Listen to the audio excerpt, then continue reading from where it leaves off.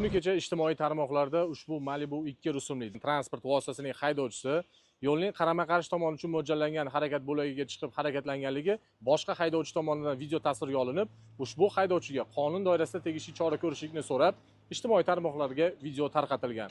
Mazkur holat yuzasidan o'tkazilgan tezkor surishtiruv ishlari davomida ushbu transport vositasi hamda uning haydovchisi aniqlanib, ushbu haydovchiga O'zbekiston Respublikasi Ma'muriy javobgarlik to'g'risidagi kodeksining 128.5 moddasining 2-qismiga asosan ma'muriy bayonnoma rasmiylashtirilib, transport vositasi vaqtinchalik saqlash uchun jarima maydoniga joylashtirildi.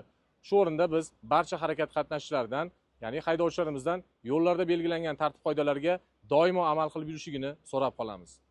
Men shu Malibu rusumli mashinaning egasiman.